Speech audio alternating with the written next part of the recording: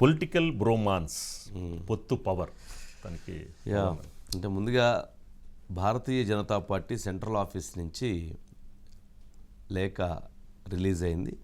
భారతీయ Janata party, Telugu Desam party, Janasena party 3 పార్టీలు కలిసి ఎన్నికలలో కలిసి పోటీ చేయబోతున్నాయి.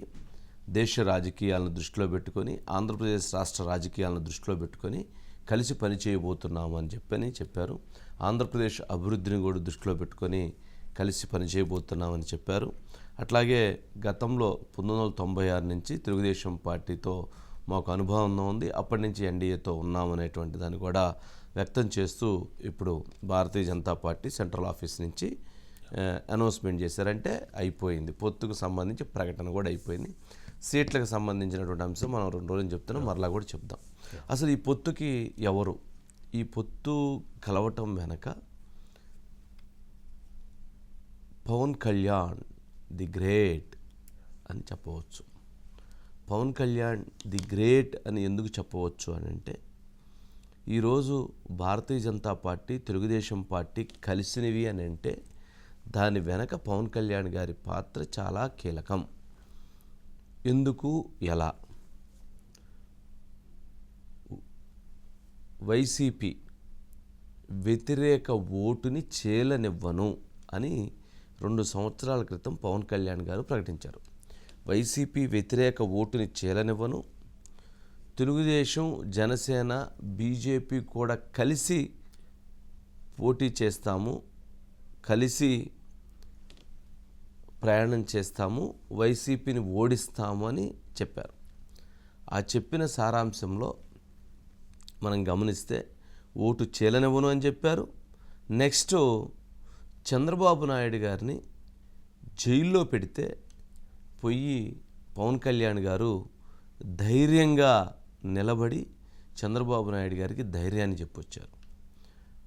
2 సంవత్సరాలుగా బీజేపీతో సంప్రదింపులు జరిపి మోదీని, అమిత్ షాని ఒప్పించి తెలుగుదేశం పార్టీని భాజపాతో కలిసి ముందుకు తీసుకెళ్లే విధంగా దమ్ముగా ముందుకి కదిలారు పవన్ కళ్యాణ్ గారు. అందుకనే పవన్ కళ్యాణ్ గారు ది గ్రేట్ అని చెప్పవచ్చు.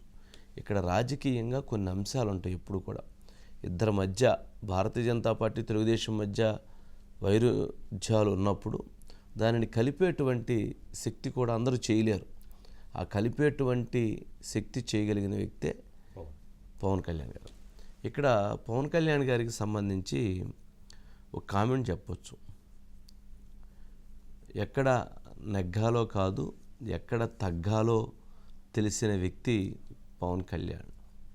అది త్రివిక్రమ్ గారి డైలాగ్ కావచ్చు, కానీ పవన్ కళ్యాణ్ గారు ఈరోజు ఏదైతే ఈ ప్రకటన వెనక వారి పాత్ర క్రియాశీలకమైనటువంటి పాత్ర.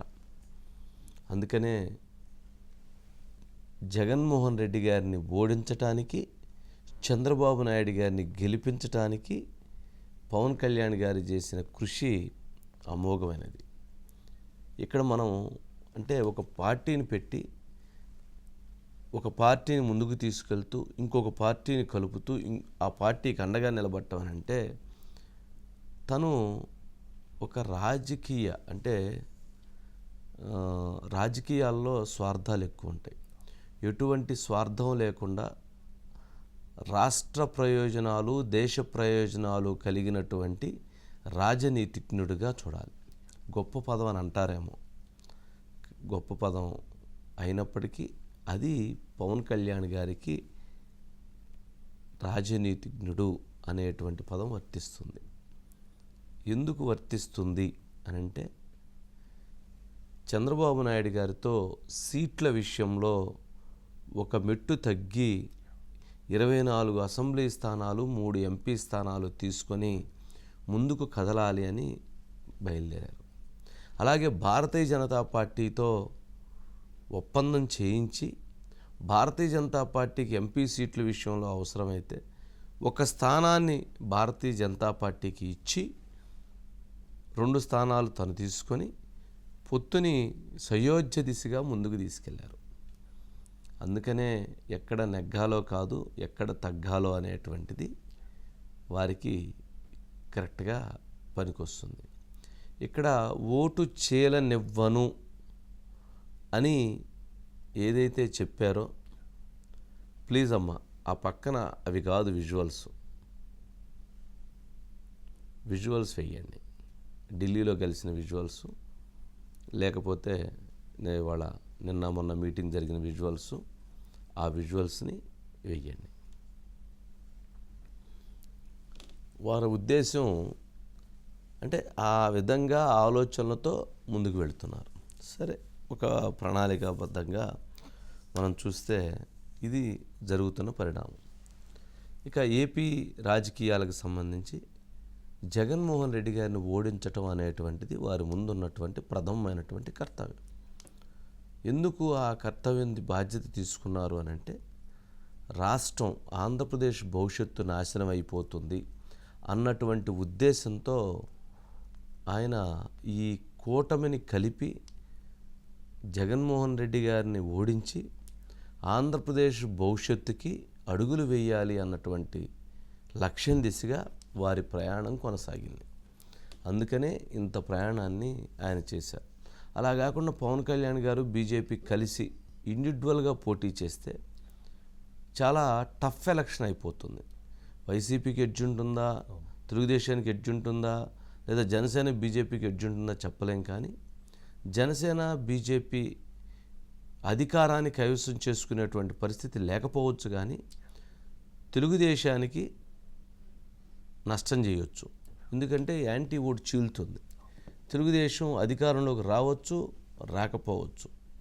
అలాంటి పరిస్థితి ఉండకూడదు అన్నటువంటి లక్ష్యంతో, ఉద్దేశంతో, భావనతో వారు ఈ విధంగా అడుగులు వేశారు. అందుకనే చంద్రబాబు నాయుడు గారికి దమ్ము, ధైర్యం పవన్ కళ్యాణ్ గారు.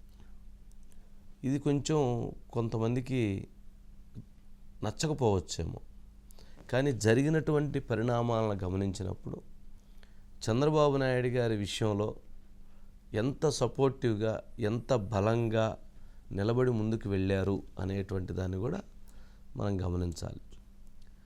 చాలామంది 50 సీట్లు అడగండి, 40 సీట్లు అడగండి, 30 సీట్లు తగ్గకూడదు, చాలామంది ముఖ్యమంత్రికి షేర్ అడగండి, ఇట్లా అనేకమైనటువంటి చెప్పారు. ఆయన ఏమన్నారు, మనం గెలిచింది ఒక స్థానం లాస్ట్ టైము, నన్నే గెలిపించలేదు, ఇప్పుడు నేను ఏమని అడుగుతాను, నాకు ఆ రోజు 30 స్థానాలు ఇచ్చినట్లయితే, మీరు గెలిపించినట్లయితే ఈరోజు నేను ఏదైనా అడగటానికి నాకు ధైర్యం ఉండేది, లేదా నేను ఇచ్చే పరిస్థితిలో ఉండేవాడిని. కానీ ఒక్క స్థానం గెలిచి ఆ ఒక్కరిని కూడా ఎత్తుకొని వెళ్ళిపోతే ఇప్పుడు నేను ఏమని ఈ అడగగలుగుతాను అని తన మాటని ఓపెన్గా చెప్పగలిగాడు, చెప్పుకోగలిగాడు. అదేవిధంగా ఈరోజు ఢిల్లీలో అమిత్ షా గారు స్వయంగా మీరు ఢిల్లీకి రావాలి, మీరు దేశ రాజకీయాల్లో క్రియాశీలక పాత్ర పోషించాలి, మీరు కేంద్ర ప్రభుత్వంలో భాగస్వామ్యం కావాలి, అంటే కేంద్ర మంత్రిగా మీరు ఉండాలి అని చెప్పటం ద్వారా పవన్ కళ్యాణ్ గారిని ఆ రకంగా ముందుకు తీసుకెళ్ళటం ద్వారా వారిలో ఆ రాజనీతిజ్ఞతని వారు గుర్తించారు. అంటే ఇట్లా కలిపి ముందుకు తీసుకెళ్ళి ఒక ప్రయత్నానికి ముందుకు వేస్తున్నారంటే ఆయనని దేశ రాజకీయాల్లో ముందుకు తీసుకెళ్తే అది దేశానికి ఎంతో ఉపయోగం అన్నటువంటి ఉద్దేశంతో వారిని అక్కడికి ఆహ్వానించారు అనుకోవాలి. సరే, ఇది ఓవరాల్గా ఈ జరిగినటువంటి ఈ పరిణామం. అంటే ఇందాక మనం భారతీయ జనతా పార్టీ సెంట్రల్ ఆఫీస్ నుంచి పొత్తు అనేది వచ్చింది కదా, ఈ పొత్తు పడవటానికి భారతీయ జనతా పార్టీ తెలుగుదేశం కలవటానికి వీటన్నిటి వెనక పవన్ కళ్యాణ్ గారి పాత్ర అత్యంత క్రియాశీలకం అని చెప్పదలుచుకున్నాం. సరే, భారతీయ జనతా పార్టీకి చంద్రబాబు నాయుడు గారికి అవసరం ఉందా లేదా అని అంటే, భారతీయ జనతా పార్టీకి కూడా చంద్రబాబు నాయుడు గారి అవసరం ఉంది, చంద్రబాబు నాయుడు గారికి కూడా భారతీయ జనతా పార్టీ అవసరం ఉంది. రేపు రాబోయేటువంటి ఎన్నికల్లో భారతీయ జనతా పార్టీ అధికారంలోకి మూడోసారి వస్తుంది అన్న ప్రచారం వేగంగా ఉన్నటువంటి నేపథ్యంలో ఆంధ్రప్రదేశ్ రాష్ట్ర భవిష్యత్తు బాగుండాలి అంటే, ఆంధ్రప్రదేశ్ అభివృద్ధిలోకి ముందుకు వెళ్ళాలి అని అంటే, ఇప్పుడున్నటువంటి కష్టాల నుంచి వైదొలగాలి అని అంటే కేంద్ర ప్రభుత్వం సహకారం లేకుండా సాధ్యం కాదు. అందుకని ఆ రకంగా పొత్తు దిశగా అడుగులు వేశారు. ఆ రకంగా చంద్రబాబు నాయుడు గారు ముందుకు వెళ్ళారు. భారతీయ జనతా పార్టీ కూడా అనుకున్నంత ఈజీగా లేదు. ఎన్డీఏ కూటమి కూడా బలంగా ఉంది అని అనిపించుకోవాలి అని అంటే నితీష్ కుమారు, నవీన్ పట్నాయక్, చంద్రబాబు నాయుడు గారు, జయంత్ చౌదరి లాంటి వాళ్ళు గనక బలమైనటువంటి నేతలు గనక ఉంటే ఎన్డీఏలో అది ఒక పాజిటివ్ ఇండికేషన్ అవుతుంది. ఇది ఇండియా కూటమిని బలంగా ఎన్డీఏ కూటమి ఎదుర్కొనిద్ది అన్నటువంటి ఉద్దేశంతో కూడా ఈ రకంగా భారతీయ జనతా పార్టీ కూడా పావులు కదిపింది. ఈ విషయంలో భారతీయ జనతా పార్టీ కొన్ని వ్యూహాలు అవలంబించింది అనేటువంటి విమర్శలు కూడా లేకపోలేదు. భారతీయ జనతా పార్టీయే చంద్రబాబు నాయుడు గారిని టైట్ చేసింది, ఆయన వాళ్ళ దగ్గరకు తెప్పించుకునే విధంగా టైట్ చేసింది అనేటువంటి విమర్శలు కూడా లేకపోలేదు. కానీ వారికి కేంద్రంలో గెలవటం వారికి ముఖ్యం, చంద్రబాబు నాయుడు గారికి రాష్ట్రంలో గెలవటం చంద్రబాబు నాయుడికి ముఖ్యం. వీరిద్దరూ అవసరాల దృష్ట్యా ఇద్దరూ కలిసి అడుగులు వేయాల్సిన అవసరం ఉంది. ఇక్కడ జగన్మోహన్ రెడ్డి గారు ఆంధ్రప్రదేశ్లో అత్యంత బలమైనటువంటి నేతగా ఉన్నారు. అది రేపు ఎన్నికలలో ఆయన్ని ఎదుర్కోవాలి అంటే తెలుగుదేశం పార్టీ, జనసేన అంత సాధ్యమయ్యేటువంటి పని కాదు.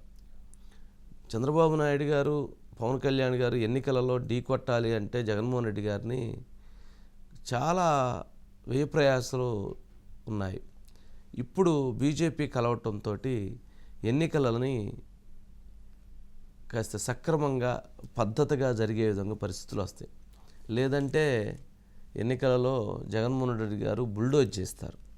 అలాంటి పరిస్థితి లేకుండా సజావుగా జరిగేటువంటి పరిస్థితి ఏర్పడుతుంది.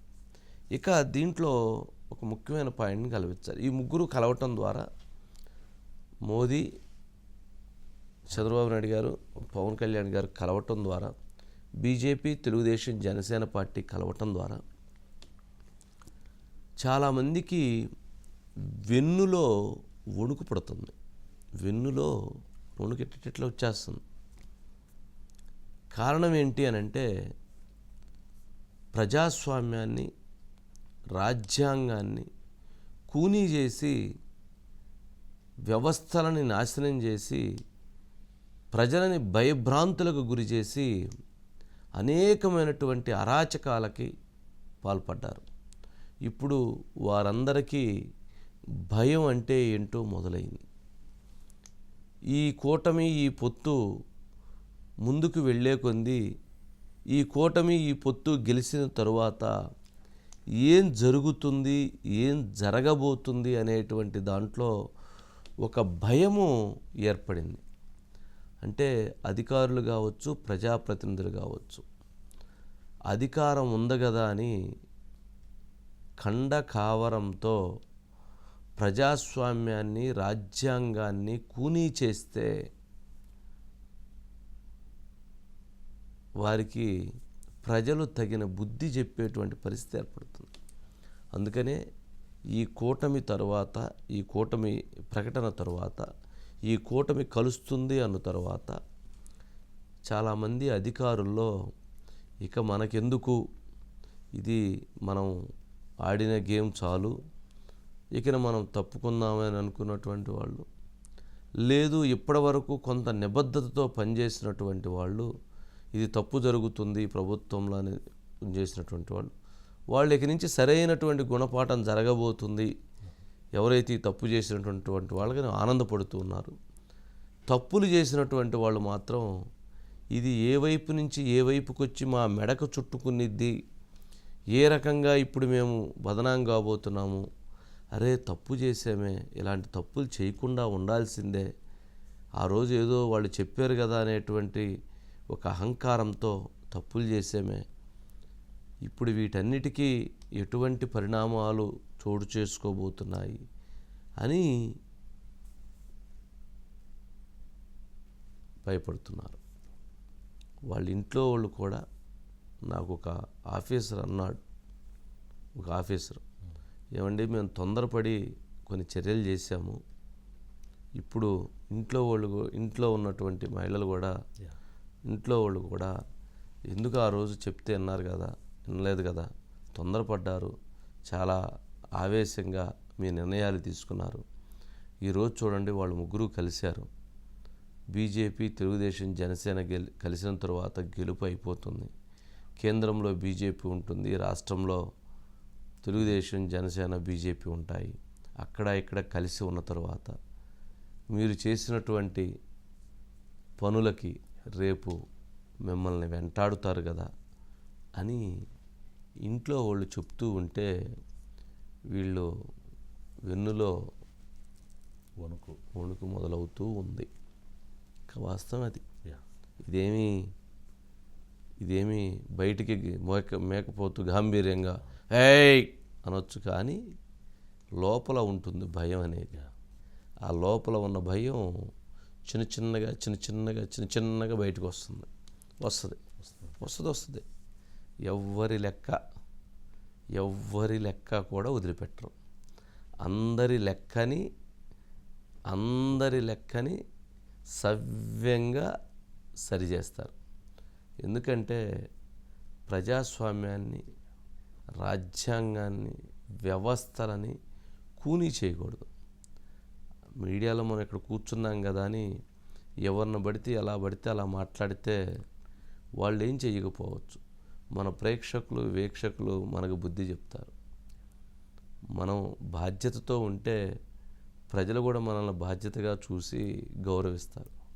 అదేవిధంగా అధికారం ఉంది కదా అని ఇష్టానుసారంగా ఎలా పడితే అలా వ్యవస్థలను కూనీ చేసి, వ్యక్తుల్ని నాశనం చేసి, ఇబ్బందులు పెట్టి చేస్తే రేపు పరిణామాలు కూడా అదే స్థాయిలో ఉంటాయి. అందుకనే చాలామంది లెక్కలో సరిచేస్తారు, సరిచేయబోతారు.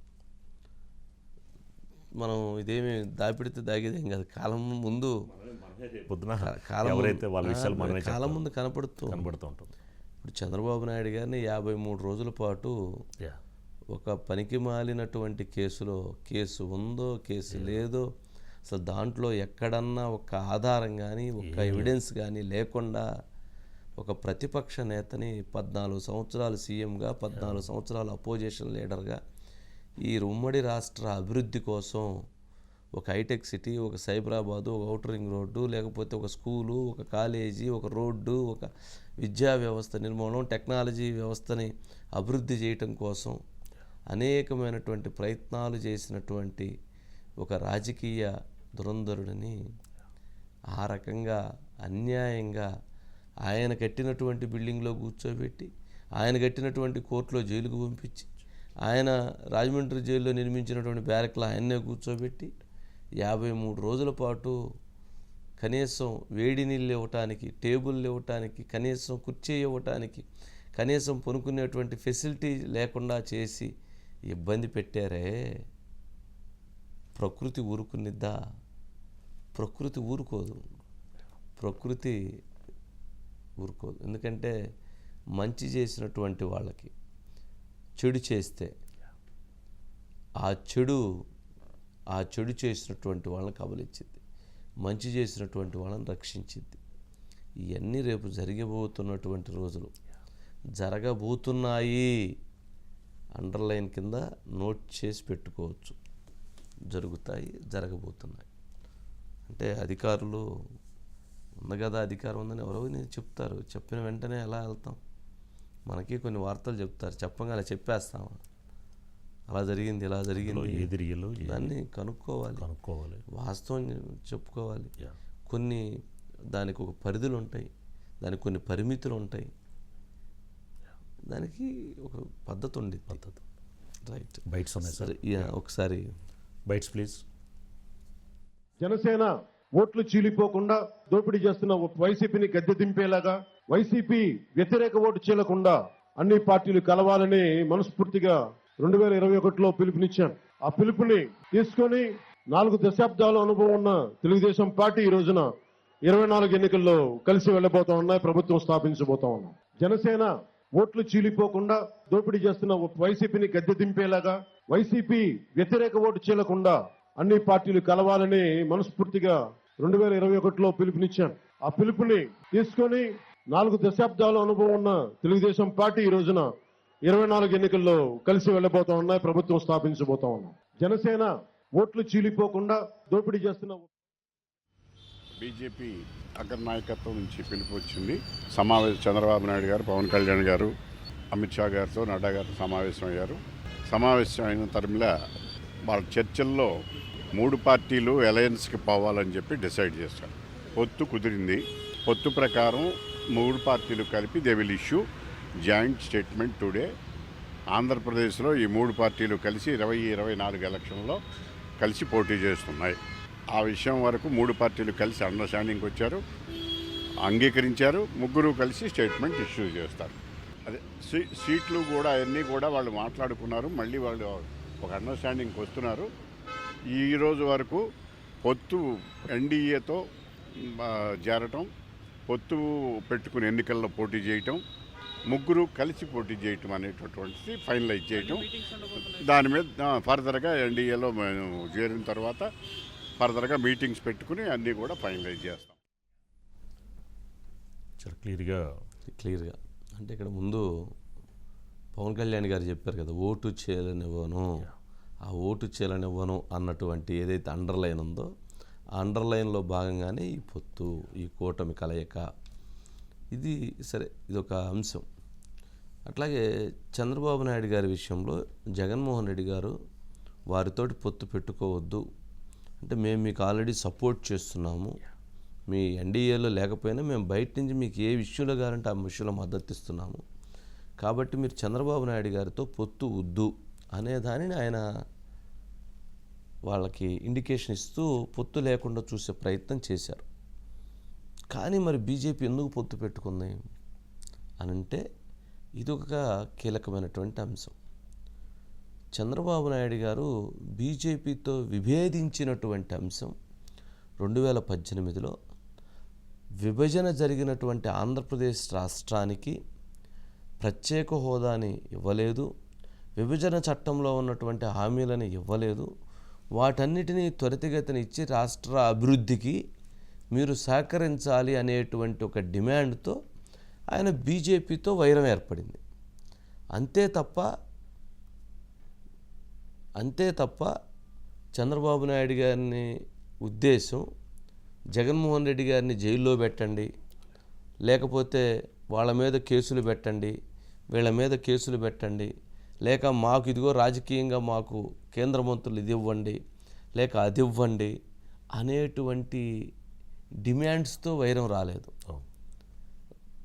రాష్ట్ర అవసరాల కోసం విభేదించారు, స్వప్రయోజనాల కోసం, కక్ష సాధింపు చర్యల కోసం, వ్యక్తిగతమైనటువంటి విభేదాలని దృష్టిలో పెట్టుకొని వారితో విభేదం జరగలేదు కదా.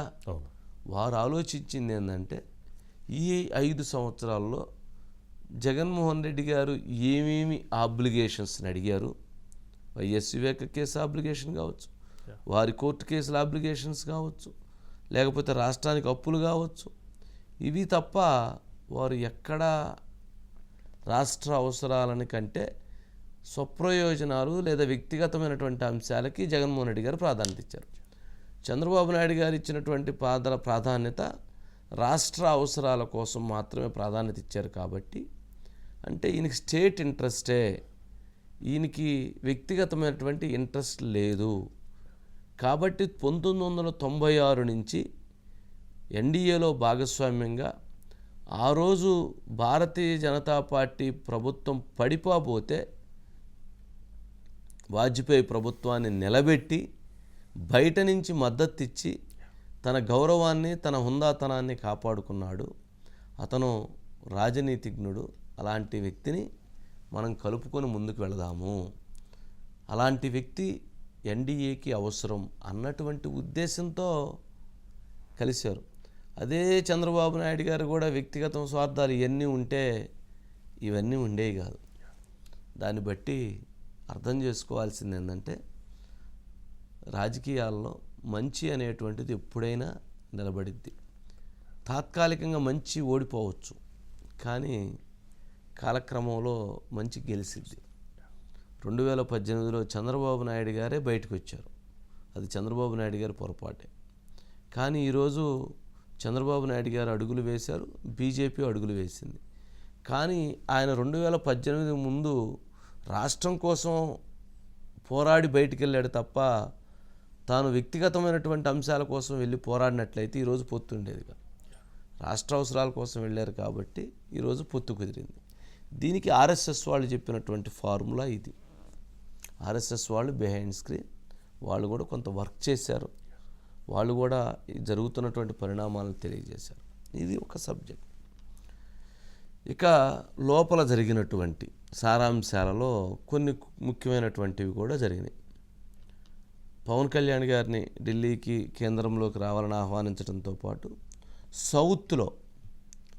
సౌత్లో పవన్ కళ్యాణ్ గారిని చంద్రబాబు నాయుడు గారిని కూడా ప్రచారానికి భాగస్వామ్యం కమ్మని అడిగారు. ఎన్డీఏ కూటమి గెలుపుకి మీరు రావాలి, మీరు ప్రచారాల్లో పాల్గొనాలి. తెలంగాణలో కావచ్చు, కర్ణాటకలో కావచ్చు, తమిళనాడు కావచ్చు, ఇట్లా మీ భాగస్వామ్యం కావాలి, మీరు రావాలి అని వీరిని ఆహ్వానించారు. అందుకు వీరు కూడా రావటానికి సిద్ధం వ్యక్తం చేశారు. సరే, ఇదొక అంశం. రేపు 17వ తేదీన చిలకలూరిపేటలో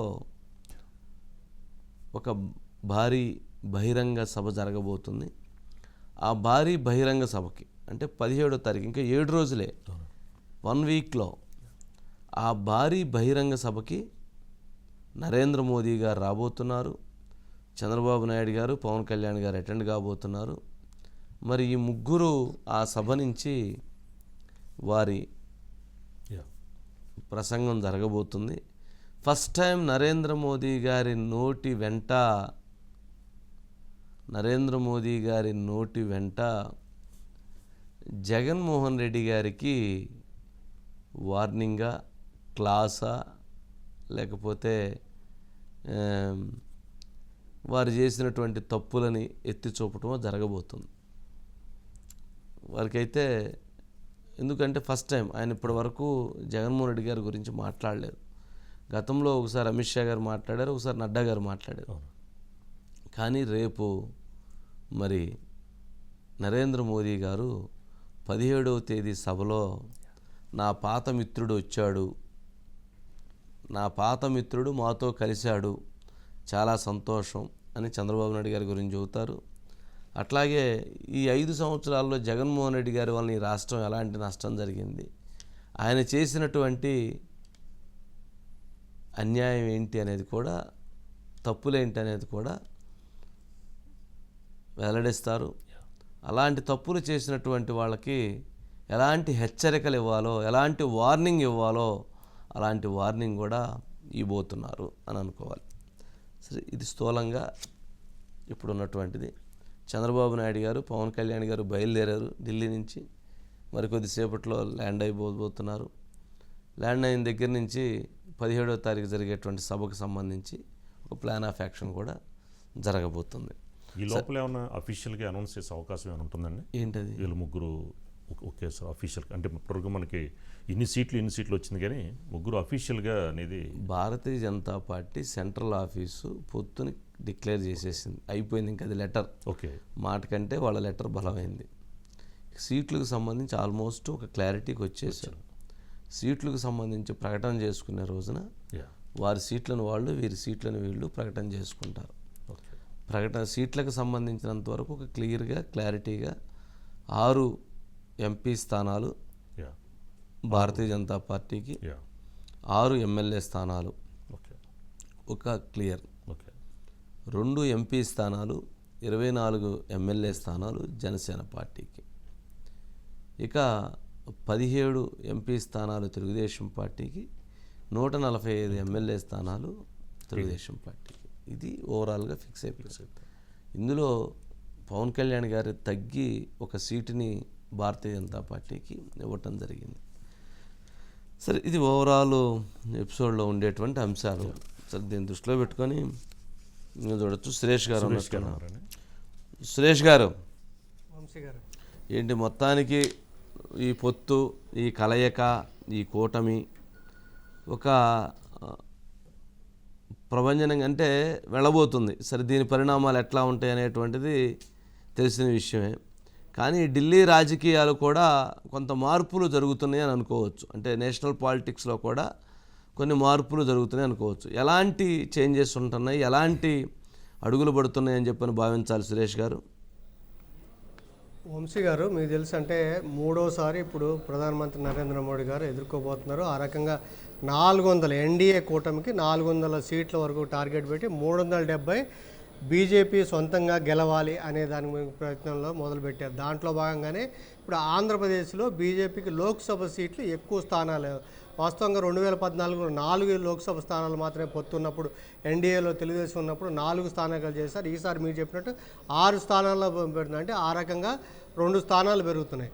ఒరిస్సాలో ఇప్పుడు వరకు చూస్తే యాక్చువల్గా నిన్న మీటింగ్ జరిగింది. ఆ మీటింగ్లో ఒక రకంగా ఇప్పటికైతే పొత్తు కుదరలేదు. కానీ ఒడిస్సాలో ఎక్కువగా వాళ్ళకి యాక్చువల్గా 8 మంది ఎంపీలు ఉంటే వాళ్ళు మాకు 14 సీట్లు ఒడిస్సాలో మాకు సీట్లు ఇవ్వాలి అని చెప్పని అక్కడ ఒడిస్సాలో ఎక్కువ లోక్సభ సీట్లను బీజేపీ తీసుకోవడం ద్వారా ఆ రకంగా ప్రాతినిధ్యం, దాంట్లో గెలుపు, ఆ రకంగా దానివల్ల ప్రాతినిధ్యం అనే దాని ఉంది. ఇక మీకు తీసుకొని మీరు చెప్పినట్టుగా ఇందాక చెప్పారు, ఉత్తరప్రదేశ్లో రాష్ట్రీయ లోక్దళ్ ఆర్ఎల్డి దీంట్లో చేరడం వల్ల జాట్ చరణ్ సింగ్ గారికి మనకి భారతరత్న ఇవ్వడం, ఆ రకంగా జాట్లు, ఆ రకంగా ఇప్పుడు అక్కడ యూపీలో ఇటుపక్క చూస్తే కాంగ్రెస్, మన సమాజ్వాదీ కూటమి ఏర్పడింది. సో మీకు బీఎస్పీ ఒంటరిగా వెళ్తుంది. ఇప్పుడు ఆర్ఎల్డి దీంట్లో వీళ్ళతో కలిసింది కాబట్టి అక్కడ బీజేపీ ఆల్రెడీ మీకు యూపీలో 62 లోక్సభ స్థానాలకి బీజేపీ మన గెలిచింది 2019లో. కాబట్టి ఆ 62 లోక్సభ స్థానాలు తగ్గకుండా ఉండేందుకు కాను అక్కడ యూపీలో సో అందుకని ఆర్ఎల్డి తోటి కూడా పొత్తు పెట్టుకుని ఆ రకంగా వాళ్ళకి యాక్చువల్గా మొన్న అసెంబ్లీలో కూడా వాళ్ళకి విస్తరించి క్యాబినెట్ని విస్తరించి రెండు మంత్రి పదవులు కూడా వాళ్ళకి ఆర్ఎల్డీకి ఇచ్చారు. ఇక మీకు తెలుసు నితీష్ కుమార్ గారు యాక్చువల్గా ఇండియా కూటమికి కీలకంగా వ్యవహరించి ఫస్ట్ మీటింగ్ పాట్నాలో పెట్టినప్పుడు కూడా అక్కడ తీసుకొచ్చి మళ్ళీ కర్పూరి ఠాకూర్ గారికి భారత్ చూడడం, మళ్ళీ ఎన్డీఏలోకి రావడం, ఎన్డీఏ ప్రభుత్వం ఏర్పడడం. ఆ రకంగా బీహార్లో ఏంటంటే 2019లో 17 బీజేపీకి వచ్చాయి, 16 జేడీయూకి వచ్చాయి వంశీ గారు. అందుకని ఆ 17-16 మళ్ళీ ఇప్పుడు ఈ కూటమితోటి మళ్ళీ జేడీయూ రావడంతో మళ్ళీ అక్కడ బీజేపీకి బీహార్లో సీట్లు తగ్గకుండా చేసే ప్రయత్నం అనేది అక్కడ చేయండి. మీ కర్ణాటక తెలుసు, కర్ణాటకలో ఆల్రెడీ ఇక్కడ బీజేపీ అధికారంలో లేకుండా ఇప్పుడు కాంగ్రెస్ పార్టీ అధికారంలో ఉంది. కానీ 2019లో 25 లోక్సభ స్థానాలు బీజేపీకి వచ్చాయి, 28కి 25 వచ్చాయి వంశీ గారు.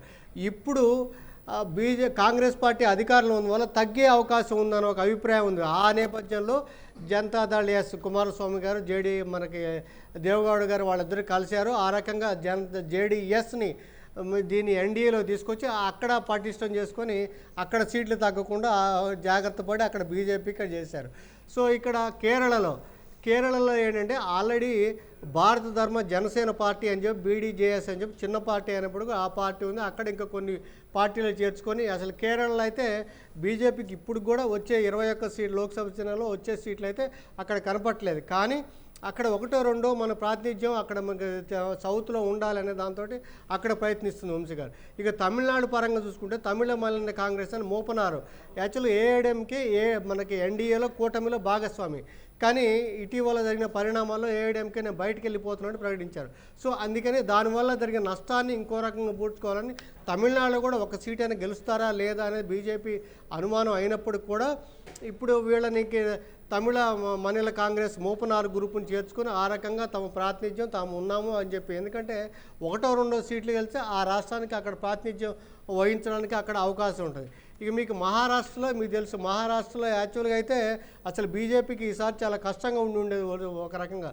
అయితే అక్కడ మీకు శివసేనలో చీలిక తీసుకురావడం, తర్వాత ఎన్సీపీలో చీలిక తీసుకురావడంలో ఒక కూటమిగా ఏర్పడి మహారాష్ట్రలో ఉన్న 48 సీట్లలో మళ్ళీ మనకు సీట్లు తగ్గకుండా ఆ రకంగా 2019కి ఇప్పుడు సీట్లు తగ్గకుండా మనకు బీజేపీ అలా ముందుకెళ్ళటానికి అవకాశం. ఎందుకంటే మరి 400 సీట్లలో ఎన్డీఏకి రావడం, 370 సీట్లలో అంటే టార్గెట్ పెట్టినప్పుడు ఎక్కడ దగ్గర అని ఆ రకంగా జరిగిన దానికి నష్టం జరగకుండా ముందుకు తీసుకెళ్ళి మన రాష్ట్రానికి అనుగుణంగా ఆ రాష్ట్రానికి అనుగుణ వ్యూహాన్ని రచించి దానికి అనుగుణంగానే మనకి సురేష్ గారు అంటే సురేష్ గారు, టోటల్గా ఎన్డీఏ కూటమి, ఇండియా కూటమి.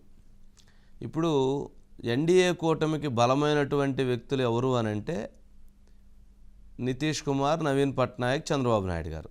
వీళ్ళు ముగ్గురు ఎన్డీఏ కూటమికి బలమైనటువంటి వ్యక్తులు.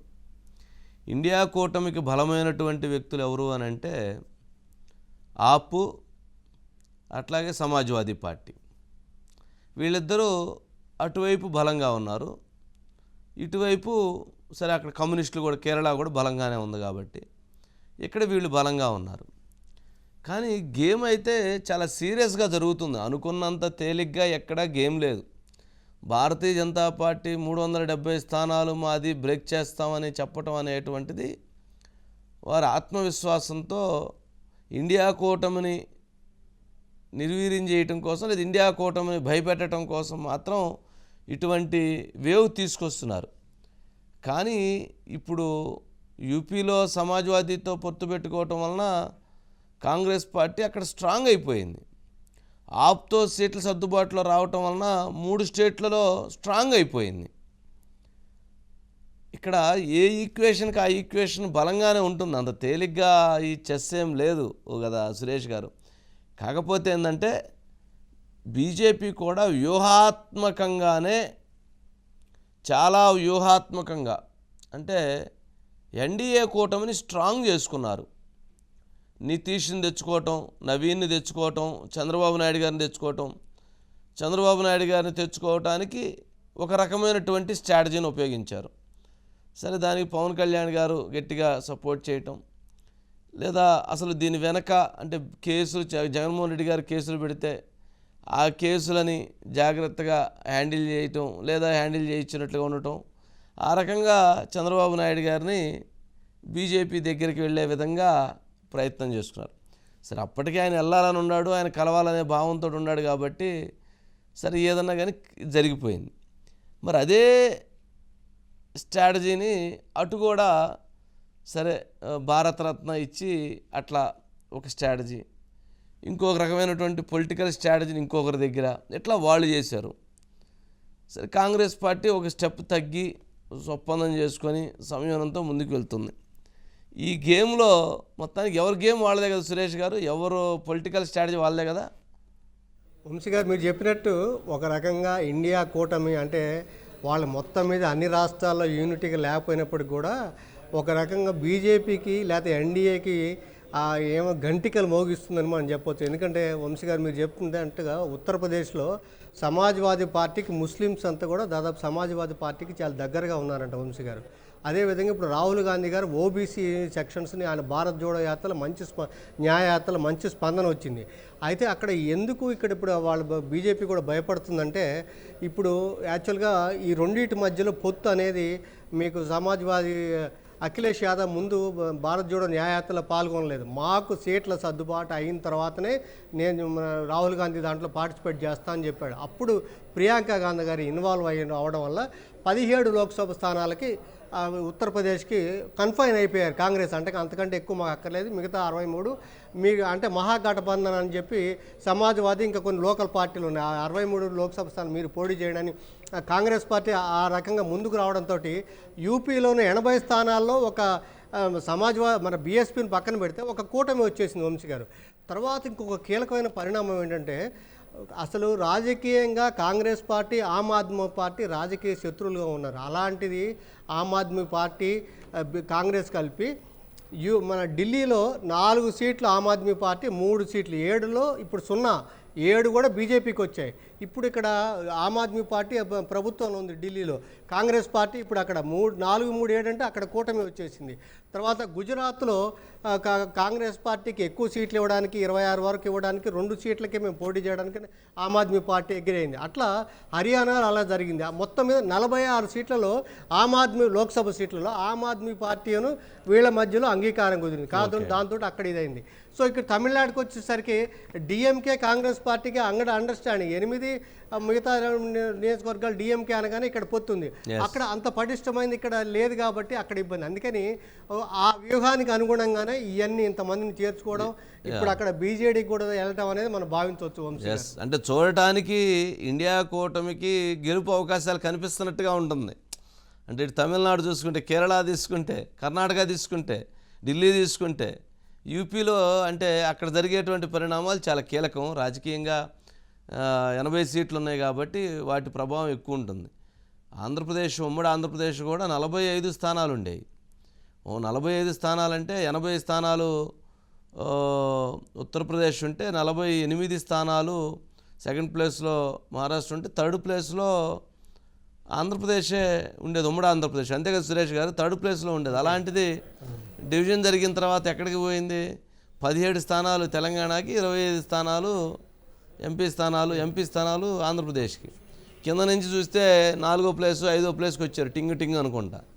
అంటే బలంగా ఎంపీ సీట్లు బలంగా ఉన్నప్పుడు ఉండేటువంటి బలము తర్వాత సీట్లు ఆ బలం తగ్గిన తర్వాత ఏదైనా కానీ ఆ విధానమే వేరు. ఇంట్లో 4 అన్నదమ్ములు ఉంటే ఆ బలం ఎట్లుండిద్ది? ఇంట్లో ఒకటే అబ్బాయి అంటే వాడు బలం ఎట్లుండిద్ది? అట్లా సరే, సీట్లను బట్టి అంటే వ్యక్తులను బట్టి ఆ బలం అని అనుకోవచ్చు. సరే సురేష్ గారు, నెక్స్ట్ మురళి గారు ఉన్నారు సార్. అట్లాగే సురేష్ గారు, ఎన్డీఏలో 15వ తేదీన ఎన్డీఏలో ఎవరు, ఇండియాలో ఎవరు ఇప్పుడే కదా మనం డిస్కస్ చేసుకున్నాం. 15వ తేదీన ఎన్నికల షెడ్యూల్ ప్రకటించబోతున్న కేంద్ర ఎన్నికల సంఘం. అంటే 12, 13 తారీఖుల్లో జమ్మూ కాశ్మీర్లో ఉన్నటువంటి సమావేశానికి ఎన్నికల సంఘం అధికారులు అందరూ అటెండ్ అయ్యి, సరే 14 ప్లాన్ ఆఫ్ యాక్షన్ చేసుకొని 15వ తారీఖు ప్రకటన వస్తుంది అనేది. 14 లేదా 15, వీరైతే 14 అని రావచ్చు, 15 దానికి ఎక్కువ అవకాశం ఉంది అని అంటున్నారు. 15వ తారీఖు అనౌన్స్మెంట్ వస్తే కరెక్ట్గా నెలాఖరి నుంచి కానీ next month first week nominations తర్వాత మళ్ళీ విత్డ్రాయల్స్, తర్వాత నెక్స్ట్ మంత్ అరౌండ్ 15th తర్వాత పోలింగు, తర్వాత ఒక 10 రోజులకు అలాగా కౌంటింగు, ఆ తర్వాత వారం రోజులకి ప్రమాణ స్వీకారాలు. ఇవన్నీ క్రమేపీ జరిగేటువంటి పరిణామాలు. ఏం సురేష్ గారు, అంటే 15వ తారీఖు అనౌన్స్మెంట్ వచ్చేటువంటి పరిస్థితి ఉంటుందా? నోటిఫికేషను వంశీ గారు వచ్చే వారంలో గ్యారంటీ ఖాయంగా ఎన్నికల షెడ్యూల్ రాబోతుంది వంశీ గారు. ఎందుకంటే వాస్తవంగా అయితే రేపే 2019 మీరు ఒక్కసారి ఎక్కెళ్తే మార్చి 10వ తేదీన షెడ్యూల్ జారీ చేశారు వంశీ గారు. మార్చి 2019 మార్చి 10న షెడ్యూల్ జారీ చేశారు. 18వ తేదీన నోటిఫికేషన్ జారీ అయింది. అంటే 18వ తేదీ నుంచి నామినేషన్ అనేది ప్రారంభమైంది. సో మనకు 11 మన ఫస్ట్ పేజ్లో ఆంధ్రప్రదేశ్కి ఎలక్షన్ కాబట్టి ఏప్రిల్ 11 ఎలక్షన్స్ అయినా సార్, రిజల్ట్స్ అంటే మే 23 అయింది. కాబట్టి రేపటికే షెడ్యూల్ జారీ కావాలి. కానీ ఇప్పుడు మనకి ఈ పరిణామాలు మీకు జమ్మూ కాశ్మీర్ ఎందుకు అంటే సుప్రీంకోర్టు ఒక డైరెక్ట్ ఇచ్చింది వంశీ గారు. మన డిసెంబర్లో జమ్మూ కాశ్మీర్కి సంబంధించి సుప్రీంకోర్టు డైరెక్షన్ ఏంటంటే మీరు సెప్టెంబర్ 24 కల్లా జమ్మూ కాశ్మీర్ అసెంబ్లీకి కూడా ఎన్నికలు జరపండి అన్నారు. సో ఇప్పుడు అందుకని ఇప్పుడు ఎట్లయినా జరపాలి కదా. ఇప్పుడు ఎట్లయినా లోక్సభ జరుగుతున్నాయి కాబట్టి దాంట్లో భాగంగా జరపొచ్చా లేదా అనేది రేపు 12, 13 అక్కడికి వెళ్తున్నారంటే అక్కడికి వెళ్ళి చూసిన తర్వాత అక్కడ పరిస్థితులు సిచ్యువేషన్ చేసి ఒక అసెస్కి వచ్చి దాన్ని బట్టి అసెంబ్లీకి కూడా జరపాలా లేదని డిసైడ్ చేయడానికే ఇది జాప్యం కింద భావిస్తున్నారు. కాబట్టి 13 అక్కడ టూర్ అయిపోగానే 14 మీరు అన్నట్టుగా బ్యాక్ వస్తారు. 14 కానీ 15 కానీ షెడ్యూల్ వచ్చే అవకాశం ఉంది. వారం రోజులు అంటే అప్పుడు చూస్తే 8 రోజులు టైం తీసుకున్నారు. 10, 18 ఇప్పుడు కూడా చూస్తే 22, 23 తారీఖుల్లో మీకు నోటిఫికేషన్ వచ్చే అవకాశం ఉంటుంది మార్చి. దాంతో మీకు నామినేషన్ల పర్వం ఈ ప్రక్రియ అంతా కూడా ఇక మొదలు కావడానికి అవకాశం ఉంటుంది. అయితే ఎన్నికలు దీన్ని బట్టి చూస్తే ఎట్టి పరిస్థితుల్లో ఆంధ్రప్రదేశ్ ఎలక్షన్స్ ఏప్రిల్లోనే ఉంటాయి. సో అప్పుడు ఏప్రిల్ 11 జరిగాయి కాబట్టి ఈసారి ఒక వారం రోజులు వెనక్కేసుకుంటే, అందుకని ఏప్రిల్ 20, 21 లేకపోతే ఆ వీక్లో ఏప్రిల్లో ఆంధ్రప్రదేశ్ సంబంధించి 2 అసెంబ్లీకి లోక్సభకి ఎన్నికలు జరిగే అవకాశం ఉంది. మొత్తం మీద 7 దశలు ఉంటాయి. మే ఎండింగ్ వరకు ఉంటాయి. తర్వాత మనకి ఓట్ల లెక్కింపు అనేది మే చివరిలో 23 తారీఖు అంటే ఇప్పుడు మే చివరికి వెళ్ళొచ్చు, లేదా జూన్ ఫస్ట్ వీక్కి ఎన్నికల ఓట్ల లెక్కింపు అనేది జూన్కి వెళ్ళొచ్చు. కానీ మొత్తం మీద ఏప్రిల్లోనే మనకి ఆంధ్రప్రదేశ్లో ఎన్నిక అనేది మనకి పోలింగ్ అనేది స్పష్టంగా కనబడుతుంది. అయితే ఆంధ్రప్రదేశ్తో పాటు ఒడిశా, అరుణాచల్ ప్రదేశ్, సిక్కిం అసెంబ్లీలకి ఎన్నికలు జరగాల్సి ఉంది వంశీ గారు. ఓకే, రైట్ సురేష్ గారు, రైట్, థ్యాంక్ యూ అండి. నెక్స్ట్ అండి మురళి ఉన్నాడా? మురళి ఉన్నారు సార్. యా మురళి ఏంటి మొత్తానికి సీట్లు 6/6/2024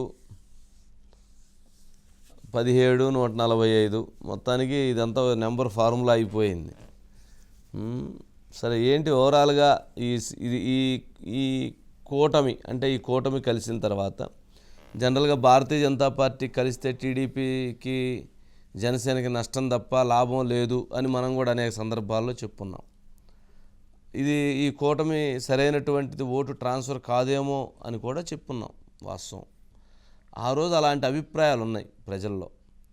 కానీ ఈరోజు కూటమి కలిసిన తరువాత ఒక పాజిటివ్ వైబ్రేషన్ క్రియేట్ అయింది, ఒక పాజిటివ్ దృక్పథం. అంటే ఇది రాష్ట్ర అవసరం కోసం జరిగినటువంటి పొత్తు. జగన్మోహన్ రెడ్డి గారిని ఓడించాలి అని అంటే ఇలాంటి పొత్తు అవసరం. భవిష్యత్తులో కూడా రాష్ట్రం బాగుండాలి అంటే ఇలాంటి ఈ కూటమితో కలిసి వెళ్ళటం అవసరం అనేటువంటిది ఒక పాజిటివ్గానే చర్చ జరుగుతుంది, పాజిటివ్ వైబ్రేషనే క్రియేట్ అవుతుంది. ఏంటి దాని మీద ప్రజలు ఆలోచనలు, ప్రజాభిప్రాయాలు ఎలా ఉన్నాయి?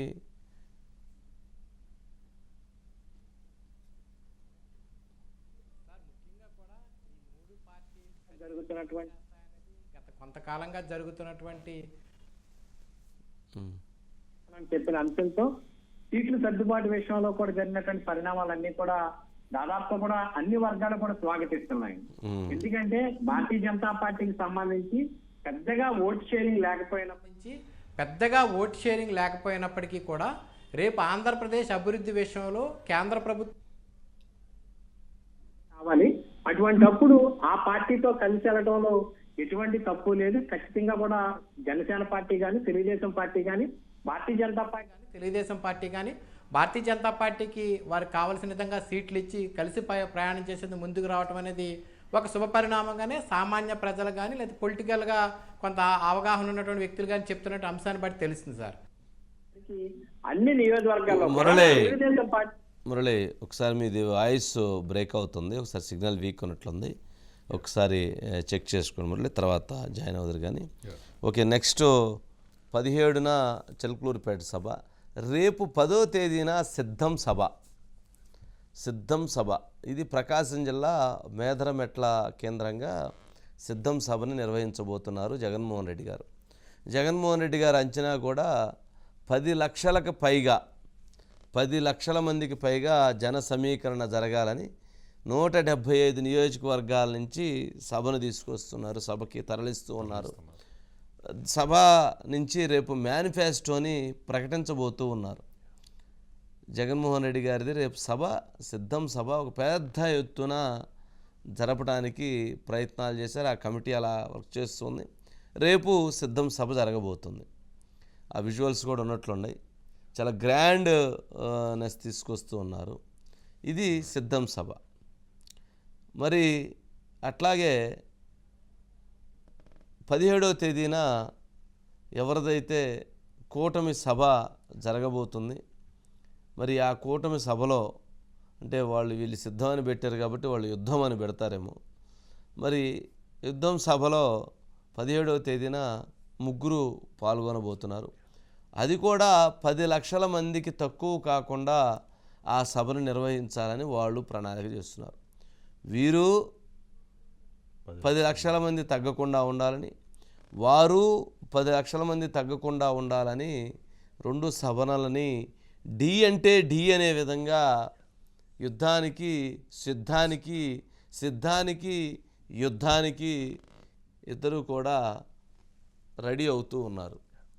సరే, ఈ యుద్ధం ఎలా ఉన్నా ప్రజలు గమనిస్తున్నటువంటి అంశాలు అంటే సభలకి ప్రజలు వచ్చినంత మాత్రాన, ప్రజలు తీసుకొచ్చినంత మాత్రాన ఓట్లు పడతాయి అనుకోవటం అవాస్తవం.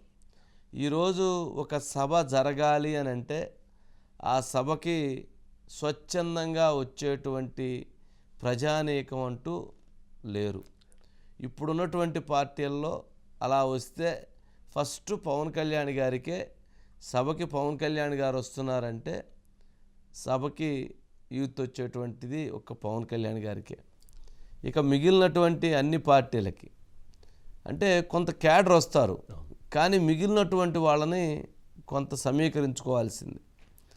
మరి రేపు జరగబోతున్నటువంటి 2 సభలకి కూడా 10వ తారీఖు సభ సిద్ధం సభ, 17వ తారీఖు యుద్ధం సభ.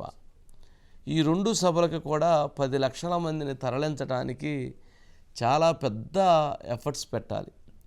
రేపు జగన్మోహన్ రెడ్డి గారు పెడుతున్నటువంటి సభకి కనీసం 120 కోట్లకు పైగా ఖర్చు అవుతుందని అంచనా వేశారు.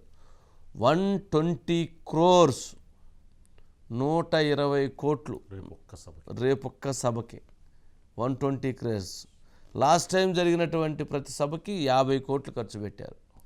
రేపు జరగబోతున్నటువంటి సభకి 120 కోట్లు ఖర్చు పెడుతున్నారు. మరి అంత ఖర్చు పెట్టి అంతమంది జనాన్ని సేకరించి 10 లక్షల మందికి పైగా జన సమీకరణ చేసి చెప్పేటువంటి మెసేజ్ చూసారా, మాకు ఎంతమంది జనం వచ్చారో అంటున్నారు. ఎవరైనా సరే, ఏ పార్టీలైనా సరే, ఎంతమంది జనం వచ్చారో అని చూపించాలి అని అంటే అది వైసీపీ కావచ్చు, తెలుగుదేశం కావచ్చు, ఇంకొకరు కావచ్చు, చూపించాలి అని అంటే ఒక బస్సు పెట్టబాకండి, ఒక ట్రాన్స్పోర్ట్కి ఒక వెహికల్ ఇవ్వబాకండి, ఒక క్వార్టర్ సీసా ఇవ్వబాకండి, ఫుడ్ పెట్టబాకండి, 500 రూపాయలు 1000 రూపాయలు డబ్బులు ఇవ్వబాకండి. ఓకే, మంచినీళ్ళు మాత్రం ఇవ్వండి, మజ్జిగ కూడా ఇవ్వండి. మీరు అలా పెట్టి సభలకి స్వచ్ఛందంగా రమ్మని పిలువండి. ఎంతమంది వస్తారో చూస్తే, ఎంతమంది వచ్చారో చూస్తే అప్పుడు మీ గెలుపు ఏంటనేది అర్థమైపోయింది.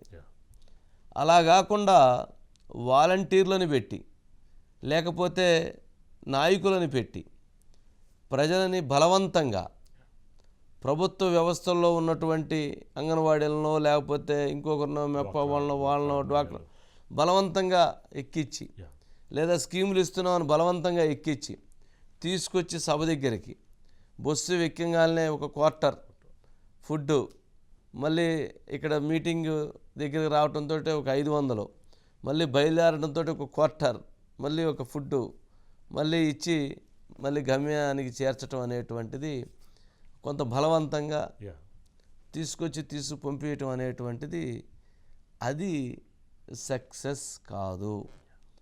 ప్రజలని ప్రలోభపెట్టి, ప్రజలని భయపెట్టి, ప్రజలని అక్కడికి తీసుకుపోయినంత మాత్రాన 10 లక్షల మంది వచ్చారే, అమ్మో జగన్మోహన్ రెడ్డి గారు బ్రహ్మాండంగా ఉన్నారు, అమ్మో 10 లక్షల మంది వచ్చారే, చంద్రబాబు నాయుడు గారి సభ అద్భుతంగా జరిగింది, ఇది కాదు. ఒక బండి పెట్టొద్దు, ఒక కారు పెట్టొద్దు, ఒక బస్సు పెట్టొద్దు, ఒక క్వార్టర్ ఇవ్వద్దు, ఒక ఫుడ్ ప్యాకెట్ ఇవ్వద్దు, 500 రూపాయలు 1000 రూపాయలు డబ్బులు ఇవ్వద్దు. మీరు సభ జరుగుతుంది రమ్మని పిలిపివ్వండి. ఎంతమంది వాళ్ళు స్వచ్ఛందంగా వస్తే, ఆ స్వచ్ఛందంగా వచ్చినటువంటి జనాన్ని చూస్తే ఎస్ ఈ ప్రభుత్వం గెలిసిద్ది అని చెప్పొచ్చు.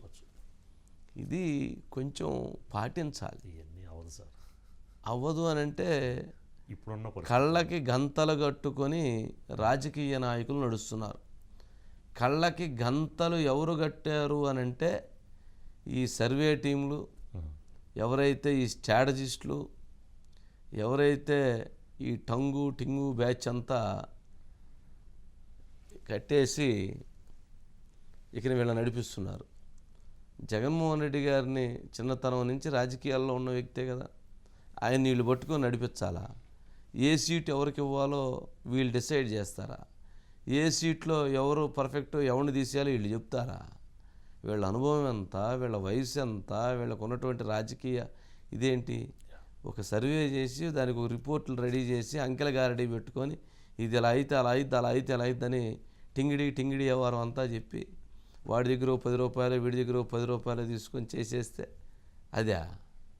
చంద్రబాబు నాయుడు గారు కూడా ఆయనకున్న రాజకీయ అనుభవం ఎంత, ఆయన చూడనటువంటి రాజకీయ యుద్ధాలేంటి, కేంద్రంలో రాష్ట్రంలో ఉమ్మడి రాష్ట్రంలో ఆయన చూడనటువంటిది.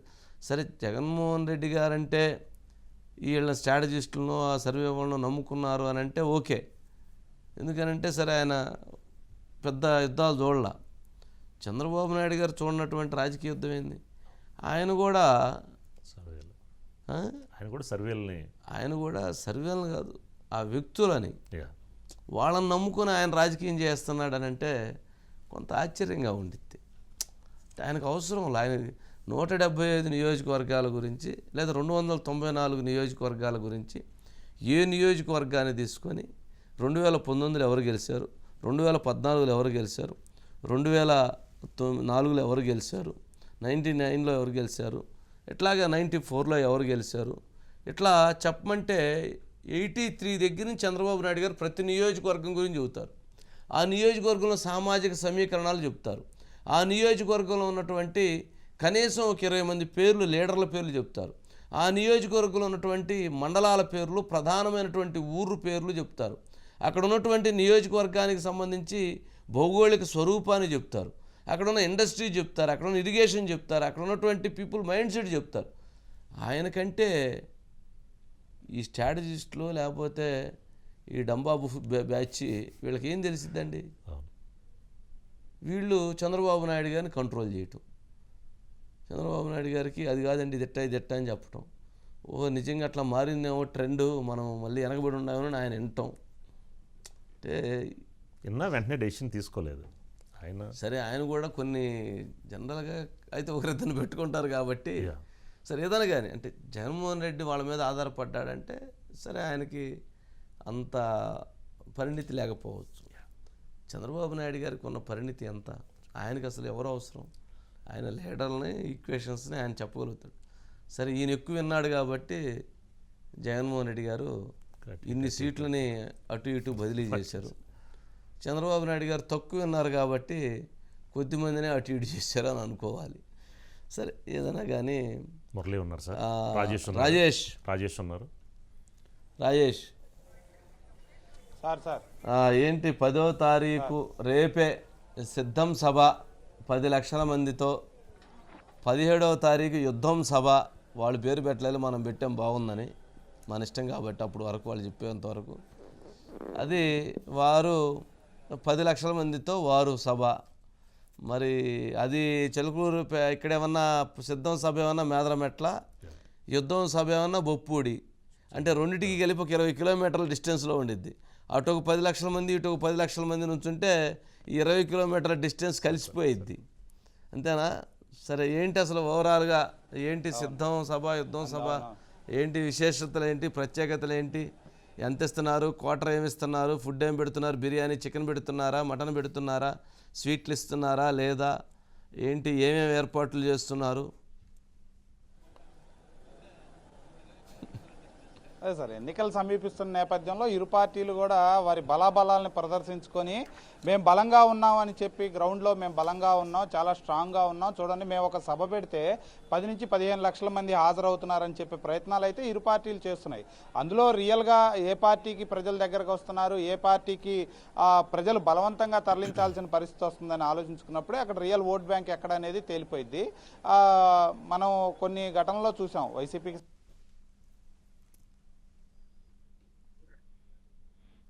ప్రత్యేకంగా కొన్ని బస్సులు ప్రస్తుతం అధికారంలో ఉన్న నేపథ్యంలో ట్రాన్స్పోర్ట్ వాళ్ళ చేతిలో ఉన్న నేపథ్యంలో దాదాపు 80% పైగా ఆ బస్సుల ద్వారా వాళ్ళని తరలించడం, అదేవిధంగా ఆ బస్సుకు సంబంధించి ఆర్టీసీకి సంబంధించి దాదాపు కోట్ల రూపాయల నష్టం అనేది లాస్ట్ సిద్ధం 2-3 సభలు సిద్ధం సభలకు సంబంధించి కోట్ల రూపాయల నష్టం ఆర్టీసీకి వచ్చిందని ఆర్టీసీ లబోదీపం అంటుంది. సభలు తీసుకుపోయేటప్పుడు కానీ పేమెంట్ వచ్చేసరికి చేయటం లేదు. దీంతో ఆర్టీసీకి సిద్ధం సభల కారణంగా ఆర్టీసీకి పెద్ద ఎత్తున పేమెంట్ అనేది నష్టం వచ్చిందని ఆర్టీసీ ఇంటర్నల్ గా కూడా ఒక చర్చ అనేది జరుగుతుంది సార్. ఇక టీడీపీ సభలు చూసుకుంటే ఇప్పటి వరకు వాళ్ళు ప్రభుత్వం అధికారంలో లేదు, టీడీపీ అధికారంలో లేదు కాబట్టి వారికి వస్తున్నటువంటి ఆర్టీసీ బస్సుల్లో కానివ్వండి, ప్రైవేట్ ట్రావెల్స్లో కానీ ఎక్కడైనా కానీ వచ్చేది వాళ్ళు ఖచ్చితంగా పేమెంట్ చేసే వస్తారు. అయితే కొంత స్వచ్ఛందంగా కూడా ఈ రాష్ట్రంలో జగన్మోహన్ రెడ్డి పరిపాలన గడిచిన 4 సంవత్సరాల 10 నెలల కాలంలో చూశారు.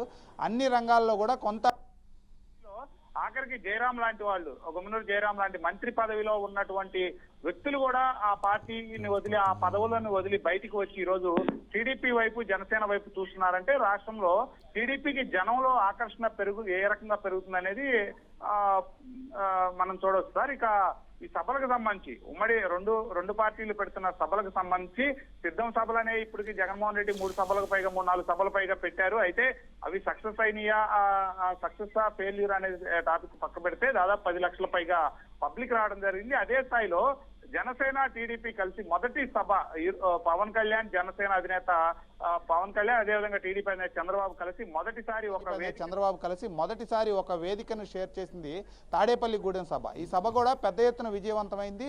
ఆ తర్వాతే కేంద్రం నుంచి ఇరు పార్టీ నాయకులకి కాల్స్ రావటం, కేంద్రానికి వెళ్ళటం, ఈరోజు ఇరు పార్టీలకు సంబంధించి ఎన్డీఏ కూటమిలో చేరటంతో పాటు ఎన్డీఏ కూటమి మొదటిసారి సభ చిలకలూరిపేట దగ్గర ఉన్నటువంటి బొప్పూడి ఆంజనేయ స్వామి గుడి దగ్గర ఉన్నటువంటి 150 ఎకరాల ప్లేస్లో నిర్వహించాలని ఈరోజు నిర్ణయించారు. అయితే ప్రస్తుతం జనసేన టీడీపీ నేతలందరూ కూడా మాజీ మంత్రి పత్తిపాటి పుల్లారావు ఆధ్వర్యంలో ఇరు పార్టీలు ఆ ప్లేస్ను పరిశీలించారు. రైతులతో మాట్లాడి ఫైనల్గా ఇదా వేరే చోటకి షిఫ్ట్ చేయాలనే అంశాన్ని వారైతే పరిశీలిస్తున్నటువంటి పరిస్థితి అయితే ఉంది. దానికి కోతవేటి దూరంలో దాదాపు ఒక 20 కిలోమీటర్ల దూరంలోనే మేదరమెట్లలో 10వ తారీఖు సిద్ధం సభ నిర్వహిస్తున్నారు. రెండు కూడా దాదాపు 20 కిలోమీటర్ల దూరంలోనే, ఒకటి పల్నాడు జిల్లాలో ఉంటే ఒకటి ఒంగోలు జిల్లాలో, రెండు కూడా 20 కిలోమీటర్ల దూరంలో నిర్వహిస్తున్నారు. అయితే సిద్ధం సభకి 10 లక్షలు టార్గెట్గా పెట్టుకుంటే జనసేన, టీడీపీ, భాజపా, బీజేపీ 3 కలిపి ఎన్డీఏ కూటమి చేరిన తర్వాత మొదటి సమావేశం. అదిగాక నరేంద్ర మోడీ మొదటిసారి ఈ కూటమికి సంబంధించి ఏపీలో మొదటిసారి అడుగు పెడుతున్న నేపథ్యంలో మొదటి సమావేశం కాబట్టి భారీ అంచనాలు, దాదాపు 10 నుంచి 15 లక్షల మంది 175 నియోజకవర్గాల నుంచి హాజరవుతారు.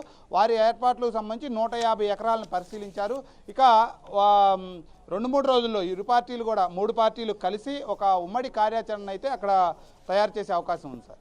Okay, right. ఈ గొడవంతా లేకుండా రోబో సినిమాలో ఒకరిని పెట్టి రజనీకాంత్ ఇట్లా అన్ని 100 మంది పెడతారు. అదేదైనా ఆర్టిఫిషియల్ ఇంటెలిజెన్స్ అట్లాంటిది ఏమైనా తీసుకొస్తే 4 పెట్టేసి ప్రతి దాని దగ్గర సీట్లు అట్లా చేపించేస్తే పోయిద్దాం ఈ గొడవ అంతా లేకుండా. ఎందుకు ఆ డబ్బులు ఏదో జనానికి ఇస్తే రేపు ఎలక్షన్లో ఓట్లన్నీ వేస్తారు. ఈ తీసుకురావడం, పాపం వాళ్ళని ఇబ్బంది పెట్టడం, తీసుకురావడం, పంపించడం.